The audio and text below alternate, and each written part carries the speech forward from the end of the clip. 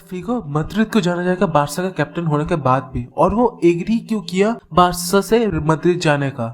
उसका सिर्फ मेन दो रीजन है। पहला है मनी, सेकंड है एम्बिशन। तो जब ये ट्रांसफर सागा स्टार्ट हुआ था मैड्रिड के साथ, लुइस और उसका एजेंट ने मिलकर बार्सिलोना के साथ कॉन्ट्रैक्ट रीसाइन करने का ट्राई किया था और उसका वेज थोड़ा सा बढ़ाने का कोशिश किया था, पर बार्सिलोना ने डिक्लाइन कर दिया था क्योंकि बार्सिलोना ने ऑलरेडी उसका कॉन्ट्रैक्ट का वेज बढ़ाया था पिछले सीजन ही, और वो फिर से एक सीजन बाद ही उसका कॉन्ट्रैक्ट का वेज नहीं बनाना चाहते थे। और बार्सिलोना का प्रेसिडेंट तब का जोसेफ लुइस नूनेस, वो पब्लिकली भी कहा था कि his contract with Barcelona ends in 3 to 4 years. He wants to improve the condition, but now we won't do it because we did it a year ago. Real Madrid उसी time ही एक offer दिया, उसे 3.5 million per year देगा। उसका मतलब वो highest paid footballer तब के टाइम में बन जाता।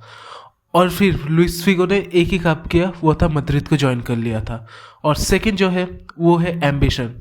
तुम अगर रियल मैड्रिड का स्क्वाड देखो तो वहाँ पर उसको लग रहा था कि वो पर रह के वो ज़्यादा यूसीएल जीत पाएगा, क्योंकि रियल मैड्रिड पिछले 3 साल में ऑलरेडी 2 बार यूसीएल जीत गए थे और बार्सिलोना में वो सब कुछ जीत लिया था, पर सिर्फ एक ही चीज़ नहीं जीत पाया था, वो था यूसीएल।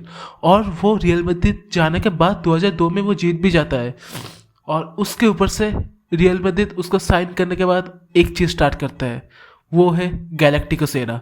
उसके बाद ज़ीदान, बेका, रियल मैड्रिड में बहुत सारा बड़ा बड़ा प्लेयर आता है। और on the other hand Barcelona को 4 साल लग जाते हैं एक चैंपियंस लीग जीतने में। तो तुम अगर देखो तो फिगो का ये ड्रीम सक्सेसफुल हुआ। और एम्बिशन की बात करें तो वो ग्रेटेस्ट ऑफ ऑल टाइम बनना चाहता था, पर वो ग्रेटेस्ट ऑफ ऑल ट्रेडर्स बन गया। और फिगो 2022 में ये कहा, I know that in my career I have made a lot of mistakes, it's normal, I am not perfect and I don't want to be, but I didn't make this mistake to hurt anyone.